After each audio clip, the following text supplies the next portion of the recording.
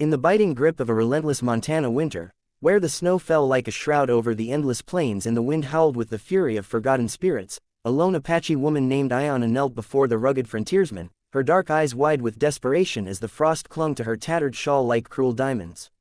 Her voice, cracked from days of wandering without shelter, pierced the frozen air as she clutched at his boots, her words tumbling out in a mix of broken English and her native tongue, pleading not to be abandoned to the merciless cold that had already claimed her kin, offering in return the warmth of her bed every night, a promise born not of seduction but of sheer survival, a raw bargain from a soul teetering on the edge of oblivion. The man, Elias Hawthorne, a weathered trapper with scars etched deeper than the canyons he roamed, paused on his horse, his heart twisting unexpectedly at the sight of her frailty amid the vast, unforgiving white expanse, wondering if this encounter was fate's cruel jest or a chance to redeem his own haunted past. If you believe in the power of kindness and the beauty of second chances, hit that like button, drop a comment below sharing your thoughts, share this video with someone who needs a reminder of humanity's warmth, and don't forget to subscribe to Moments of Love for more stories that touch the soul.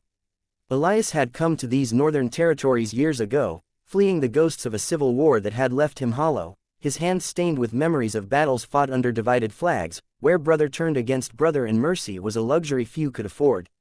He built his life on solitude, trapping furs along the Missouri River's frozen banks, his cabin a sparse refuge against the elements, filled only with the echo of his regrets and the occasional crackle of a dying fire.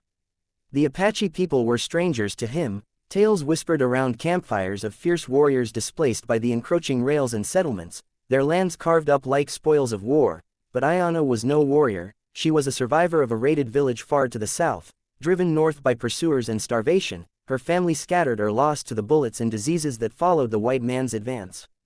When she appeared at his doorstep that fateful evening, her body trembling from exposure, her plea hung in the air like smoke, challenging everything he thought he knew about isolation and self-preservation.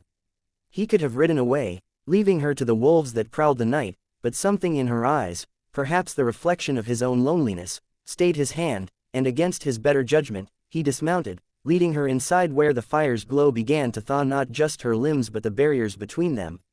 As the days blurred into weeks, the challenges mounted like the snowdrifts piling against the cabin walls, testing the fragile alliance they had forged in that moment of desperation.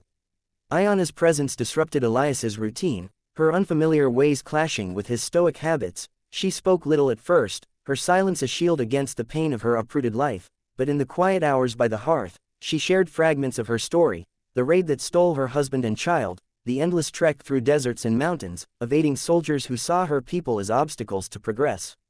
Elias, in turn, wrestled with his own demons, the nightmares that jolted him awake, reliving the charge at Gettysburg where he lost his brother, the guilt that made him push away any hint of connection. The winter deepened its hold, storms raging outside that confined them together, forcing confrontations with their vulnerabilities. Food grew scarce as game hid from the blizzards, and Iona's knowledge of foraging in harsh lands became their lifeline, teaching Elias to read the subtle signs of buried roots and hidden springs beneath the ice. Yet prejudice lingered like a shadow, Elias's ingrained fears from frontier tales making him question her intentions, while Iona battled the resentment of relying on a man from the world that had shattered hers, her offer of warmth turning into nights of shared silence under blankets, where proximity bred tentative trust but also stirred unspoken tensions. The narrative of their unlikely bond unfolded with the slow melt of spring's approach, each day layering emotional depth as they navigated the raw edges of survival and humanity. Vivid scenes played out in the cabin's dim light, Iona mending Elias's torn coat with deft fingers calloused from years of crafting, her movements a dance of resilience that reminded him of his late mother's quiet strength, Elias teaching her to handle his rifle, his rough hands guiding hers, a gesture that bridged their worlds even as it evoked the violence that had separated them. Relatable in their flaws, Elias's gruff exterior masked a yearning for forgiveness he couldn't grant himself, while Iona's fierce independence hid a well of grief that threatened to drown her spirit. The struggles intensified when illness struck, a fever sweeping through Iona like a prairie fire, her body racked with shivers as Elias tended to her with herbs she had gathered, his fear of losing this unexpected companion revealing the cracks in his armored heart. Suspense built as whispers of encroaching settlers reached them through rare encounters with passing traders, rumors of bounties on wandering natives stirring Elias's protective instincts, forcing him to confront whether he would defend her against his own kind or betray the fragile peace they had built. Change crept in gradually, like the first green shoots piercing the snow, transforming their coexistence into something profound and unbreakable. Elias found himself opening up during long evenings, recounting tales of his youth on a Virginia farm, the dreams shattered by war, and in listening to Ayana's stories of Apache legends, the stars as guides for lost souls, the earth as a mother who never abandons her children, he began to see the world through eyes unclouded by division. She, in turn, discovered solace in his steadfastness, her offers of warmth evolving from desperation to genuine affection, nights where their shared bed became a sanctuary of whispered confidences and gentle touches that healed old wounds.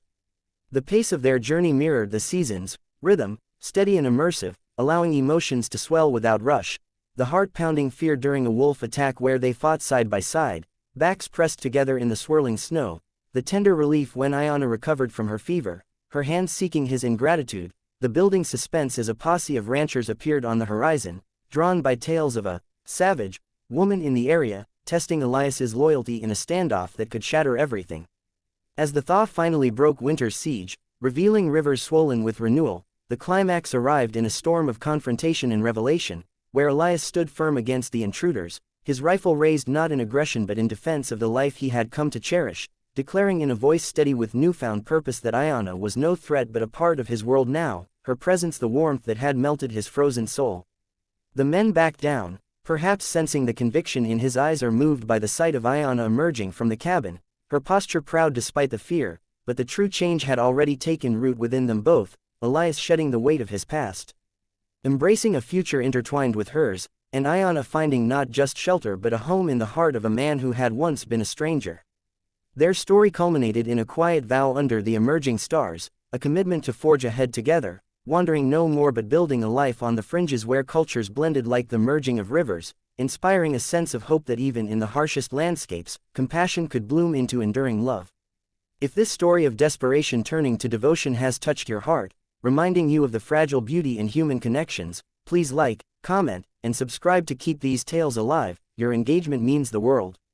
Before we wrap up, I'd love to hear from you. Comment below with the line, "Kindness warms the coldest nights," if this tale moved you, and let's spread that warmth together.